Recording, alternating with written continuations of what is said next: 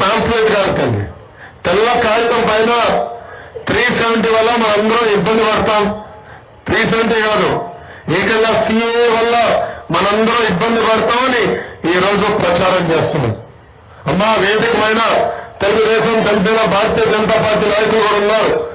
ఈ సభాముఖం మైనార్టీ సోదరులు మీకు నేను హామీ ఇస్తున్నా, 3 పార్టీ లక్ష్యం ఒకటే, కులం, మతం, ప్రాంతం అతీతంగా తెలుగు ఎక్కడున్నా చల్లగా ఉండాలి, హాయిగా ఉండాలి. మైనార్టీ సోదరుల్ని మా గుండెల్లో పెట్టుకుని కాపాడే బాధ్యత మేము తీసుకుంటాం. దయచేసి దుష్ప్రచారం నమ్మొద్దండి, ఆ దుష్ప్రచారం నమ్మొద్దండి. ఇవన్నీ నిజమవుతే ఆనాడు ఎందుకు వైకాపా నాయకులు లోక్సభలో సీఏకి మద్దతుగా ఓటేశారు? ఆనాడు లోక్సభలో మిథున్ రెడ్డి గారు సీఏకి మద్దతుగా మాట్లాడారు. రాజ్యసభలో ఈ రోజు నెల్లూరు ఎంపీగా పోటీ చేస్తున్న వైకాపా ఎంపీ, రాజ్యసభ ఎంపీ విజయసాయి రెడ్డి గారు కూడా సీఏకి మద్దతుగా మాట్లాడారు, తను ఓటేశారు. తను ఇప్పుడు వచ్చి మన మధ్యలో చిచ్చు పెట్టి రాజకీయ లబ్ధి పొందాలని ప్రయత్నిస్తున్నారు. ఆ బిల్ని మేము చదివాము, మీకు ఎలాంటి ఇబ్బంది ఉండదని మళ్ళీ ఈ సభాముఖం మైనార్టీ సోదరులకి మీ లోకేష్ హామీ ఇస్తున్నారు. వచ్చే ఎన్నికలను ఆశీర్వదించండి, దీవించండి. నేను చేసిన పనులు ఇంకా చేయగలుగుతా, దీనికి రెట్టింపు చేసి ఆర్ఎన్ఎస్ఎల్ మీకోసం పనిచేసే బాధ్యత నేను తీసుకుంటాను. అమ్మా, నేను ఎప్పుడు మీరు నా చుట్టూ తిరగాలని కోరుకోను, ఎప్పుడు మీ చుట్టూ నేను తిరగాలని కోరుకుంటా.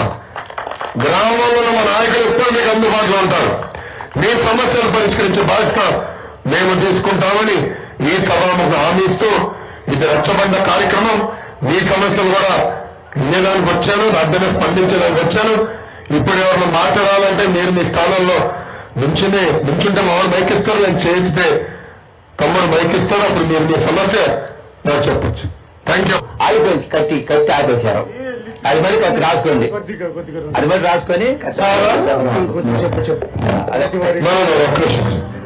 ఆ లిఫ్ట్ ఇరిగేషన్ మీ బాబాయ్ ఏమో పనేనండి. ఆ గవర్నమెంట్ వచ్చిన తర్వాత ఆగిపోయిందండి. ఆ నుంచి మాకు నీళ్లు రావటం, పరిచయం రాలేదు, మాకు లేవండి.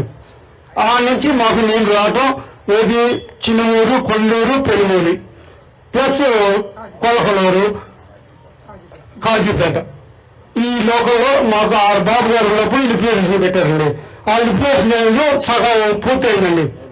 దాంట్లో సగం చేయకుండా గవర్నమెంట్ మారిపోయింది సార్. అయిపోయిన తర్వాత వాళ్ళు ఆపేశారు సార్.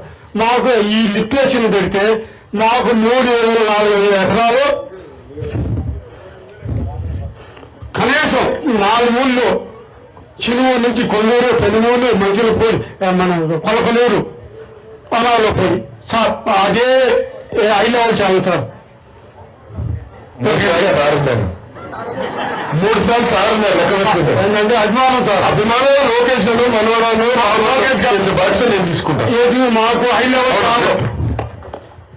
అందరూ తప్పలో పట్లే వడ్లపూడి ప్రాజెక్ట్ కదా, అది వడ్లపూడి 5 లెవెల్ చాలు సార్. అది నాకు ఐడియా ఉందని నేను రాసుకున్నాను. మాకు వడ్లపూడి కాంచి 4 ఊళ్ళు సార్, చిన్నూరు అది రాసుకున్నాను, నేను వచ్చేస్తున్నాను. అది 5 లెవెల్ చాలు. మాకు లిక్విడేషన్ పెట్టారు సార్. 70% పనులు మారింది సార్. మారిన తర్వాత గత యువకాలం పాదయాత్రలో కొన్ని వేల కిలోమీటర్ల పాదయాత్ర చేసి ఎండకి ఎండి వానక తడిసి ప్రజలకు పడుతున్న ప్రతి కష్టాన్ని దగ్గరుండి పరిస్థితి చూశారు. ప్రజలు పడుతున్న కష్టాలు మొత్తం దగ్గరుండి మీరు చూశారు. అన్యాయంగా అక్రమ కేసులు పెట్టి ప్రతి ఒక్కరిని వేధిస్తుంటే దగ్గరుండి తమ్ముడు నేనున్నా అని చెప్పేసి మా ఇంటి ఇదేం కర్మ అని ఇంటికి వచ్చినప్పుడు రాష్ట్రానికని దగ్గరుండి నా తల్లికి చెప్పిన మాట నాకు ఈ రోజుకి గుర్తే అన్న. నేనున్నా తమ్ముడు అన్న దగ్గర తీసుకున్నారు, అది ఈ రోజుకి మర్చిపోలేదన్నా. మంగళగిరి పట్టుకు కోటిది దద్దరిల్లిపోయింది అప్పటికి. మంగళగిరి అంటే నారా లోకేష్ బాబు ఫిక్స్డ్ ఇక్కడ డిపాజిట్ అది. అది ఎవరు వచ్చినా కానీ ఎవరు ఎక్కలేదు. నారా లోకేష్ అంటే మంగళగిరి ప్రతి ఒక్క గుండెలో ఉన్నారు. ఇది దాని ప్రత్యక్ష సాక్ష్యం. నేను ఒక్కనే ఎక్కువ ప్రతి ఒక్కరు ఉన్నారు. అయితే అన్నా తెలుగు సామాజిక వర్గాల్లో మృత సంస్కారాలకు సంబంధించి వాళ్ళు ఏదైనా చేస్తున్నప్పుడు దానికి స్థలం లేదన్నా, స్థలం లేదు. దానికి సంబంధించి అదే తీసేసి తర్వాత అదే రివ్యూ చేసి వస్తుంది. అదో సమస్య, ప్రధాన సమస్య అన్న. మీరు నాకు చెప్పిన మీటింగ్ లో డ్రైనేజీ గురించి చెప్పారు, దాన్ని ఖచ్చితంగా మీరు చేస్తారు, చూపిస్తారని చెప్పేసి బాగా నమ్ముతున్నామన్నా. అదొకటి కష్టకాల కార్యకర్త బాధల్లో ఉంటే నాయకుడు 10 నాయకులు తమ విత్ ఇన్ సెకండ్స్ నేనున్నా అని హుటాహుటి తెచ్చిపడుతున్నారన్న మా నాయకులు. ఖచ్చితంగా నేనున్నా అని చెప్పి నా మీద నిలబడుతున్నారు. అదొకటన్నా. ఇంకొకటి తెలుగు గ్రామ సమాజంలో ఈ గ్రామంలో ముస్లిం మైనార్టీ ఎక్కువ సార్. సర్పంచ్ అవుతారు సార్, అది చెప్తున్నాను సార్. పాదయాత్రలో కూడా నేను చాలా స్పష్టంగా చెప్పాను. దామాష ప్రకారం భూమి కొనుగోలు చేయాల్సిన అవసరం ఉంది ప్రభుత్వం పైన. ఆ కార్యక్రమం చేపడతాం. Thank you. తాతయ్య చెప్పండి. నాది ఒక చిన్న మనవి. రైతు సంక్షేమానికి 20,000 ఇస్తామంటున్నారు. ఇది వరకు కిరణ్ కుమార్ రెడ్డి గారు ఉన్నప్పుడు 2011లో కౌలు రైతులకు కూడా చేశారు. కౌలు రైతులకు కూడా చేస్తే అప్పుడు రుణాలు ఇచ్చారు. మా ఊళ్ళో 40 గ్రూపులు ఉన్నాయి. ఈ గ్రూపుల్లో చంద్రబాబు గారి టైంలో కానీ కిరణ్ కుమార్ రెడ్డి గారి టైంలో కానీ లోన్లు తెచ్చుకున్నాం. ఎంతైతే తెచ్చుకున్నాం అంత కట్టి మళ్ళీ రెన్యువల్ చేసుకున్నాం. అయితే జగన్ రెడ్డి గారు ప్రభుత్వం వచ్చిన తర్వాత ఏం చేసేస్తే కౌలు కార్డులు ఇవ్వడానికి రైతుకు లింక్ పెట్టాడు. రైతుకి లింక్ పెట్టేసరికి రైతులు ఎందుకు పెడతారని సంతకం రైతులు పెట్టరు. రైతులు ఎవరికో ఒకరికో ఇద్దరికి పెడతారు. అంత బాగా కౌలు రైతులకు మాత్రం చాలా అన్యాయం. ఈ కౌలు రైతులకు మీరు రైతు బంధుకి 20,000 ఇస్తామని ఈ కౌలు రైతులకు ఏ రకంగా ఇస్తారు అది మేము అనుకుంటాం. కానీ కౌలు రైతుల్ని రక్షించాలి. కౌలు రైతులు చాలా ఈ సంవత్సరము 30,000 కౌలు నష్టపోయి 30,000 60,000 నష్టపోయారు కౌలు రైతులు. బ్యాంక్ దగ్గరకు పోయి మేనేజర్ దగ్గర పోయి నా రికార్డు మొత్తం తీసుకుపోయి చూపిస్తే అప్పుడు ఆయన అన్నాడు, బాబు నీకు ఇస్తారు లోను అని అన్నాడు. ఏమంటే మాట కాదు, నాకు కొంచెం లెటర్ అయిందన్న. ఆ లెటర్ తీసుకుని నేను వచ్చి మేనేజర్ గారికి చూపిస్తూ మా ఒక్క గ్రూప్కే ఇచ్చాడు. ప్రతి మా గ్రూపులకి ఇమ్మంటే రైతు సంతకం లేదు, ఆ సంతకం లేదు, ఈఆర్ఓ రాయబడి ఇవన్నీ ఇచ్చేసి 40 గ్రూపులను అన్యాయం చేసి కౌలు రైతుల్ని ఇచ్చేశారు. ఈ కౌలు రైతులు నేను 3 సంవత్సరాల నుంచి 15,000 రూపాయలు వడ్డీ కడుతున్నారు. 2 లక్షల వరకు 15,000 రూపాయలు. ఇంతవరకు 15 పైసలు తిరిగి వడ్డీ రాలేదు 3 సంవత్సరాల నుంచి. అయితే ఈ కౌలు రైతులకి మీరు రైతు సంబంధం లేకుండా కౌలు కార్డులు ఇచ్చేటట్టు చేసి కౌలు రైతులు కూడా ఇస్తారా? అన్నగారు మీరు చెప్పిన విషయం కరెక్ట్. ప్రత్యేక చట్టం తీసుకొచ్చి ఎవరైతే భూమి యజమానులు ఉన్నారో వాళ్ళకి ఇబ్బంది లేకుండా కౌలు రైతులకి హక్కులు కల్పించారు. అది చాలా అద్భుతమైన చట్టం. అది తర్వాత కూడా అమల్లోకి వచ్చింది, అమల్లో ఉండే. కానీ జగన్మోహన్ రెడ్డి గారు అధికారంలోకి వచ్చిన కొత్త చట్టం తీసుకొచ్చి అందరిని ఇబ్బంది పెట్టారు. కౌలు రైతుల్ని ఆ చట్టం కొనసాగించాలనేది మా లక్ష్యం.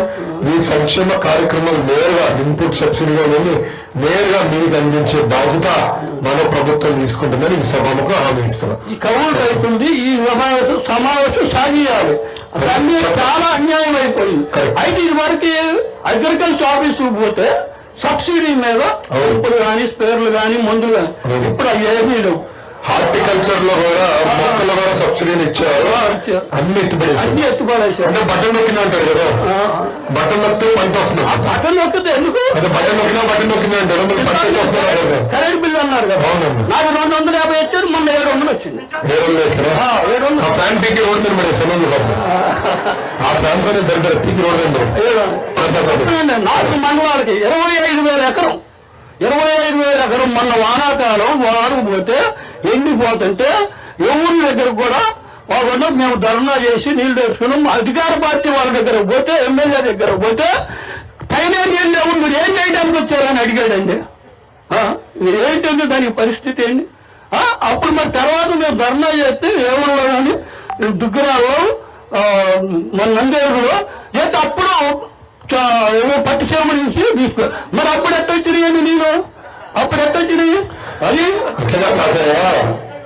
ఆయన ప్రతిపక్ష నేతగా ఉన్నప్పుడు పట్టిసీమ దండగా ఉన్నాడు. ఇప్పుడు అదే పట్టిసీమ మోటార్లు ఆన్ చేస్తే మళ్ళీ ఆయన బుక్ అయిపోతారు కదా. అందుకే రైతులు నష్టపోయినా పర్వాలేదని పట్టిసీమ మోటార్ లేదా. ఎప్పుడైతే మీరందరూ రోడ్ ఎక్కారో అర్థమైపోయింది.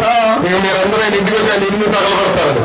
మళ్ళీ ఆన్ చేశారు పట్టిసీమ. ఆయన పట్టిసీమ ఆఫ్ చేసి ఇవన్నీ ఎందుకు చేయాలి? రైతులు నాకు ఉండేది ఆ canal work lift irrigation project పూర్తి చేయాలి.